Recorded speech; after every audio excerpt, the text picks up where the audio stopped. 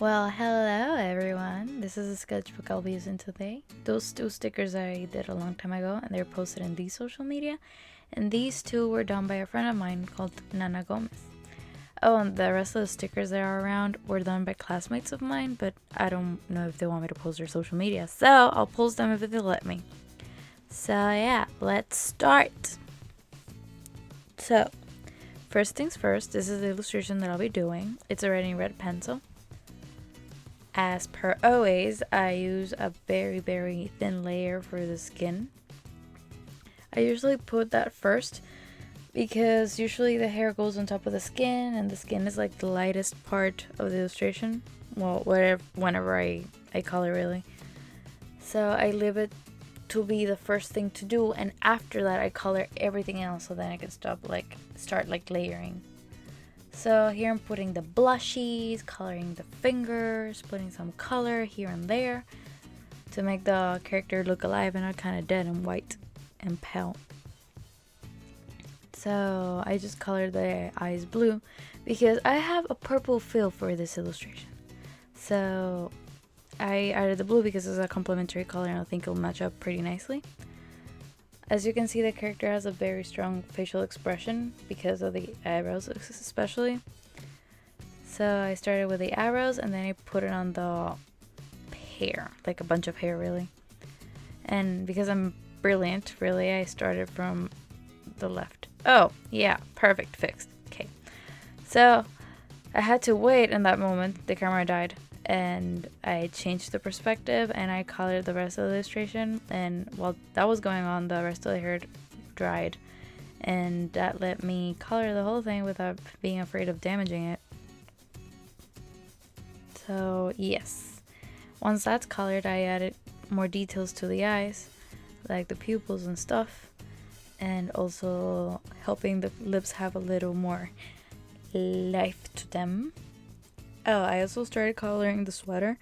The sweater took me a little while to color it perfectly for the fact that I didn't want to mess up the color in the hair, like making the color bleed, and because I didn't want to also damage the skin and making the figure feel too stiff. Also, what she's drinking is green tea, and as you already know, like green tea is not green really.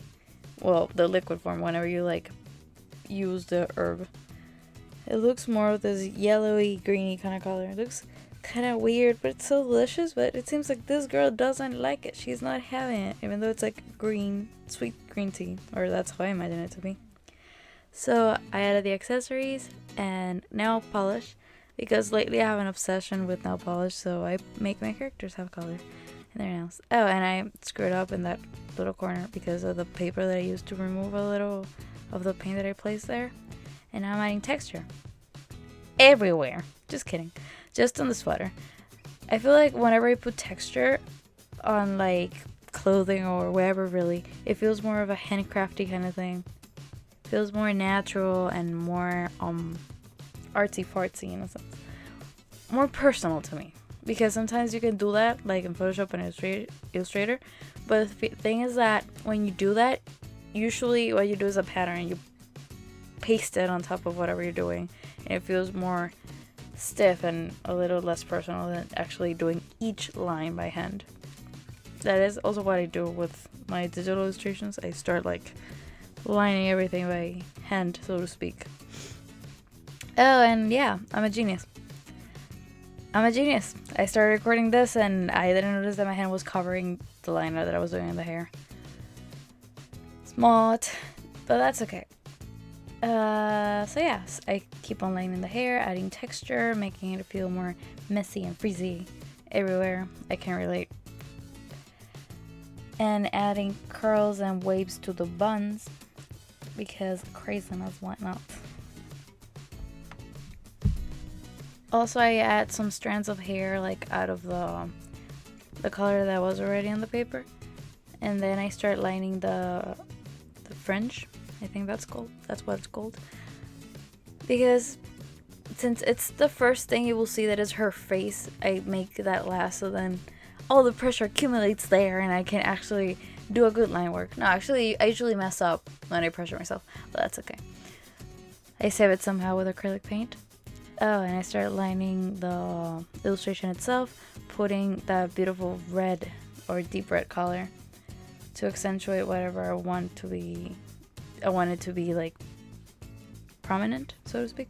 Like usually I just line like the figure and the hand and the object that she has, if she has an object, and leave the hair as it is. So yeah, that's pretty much it, guys. Thank you for watching and listening to me ramble. And I'll see you in the next video. Not really.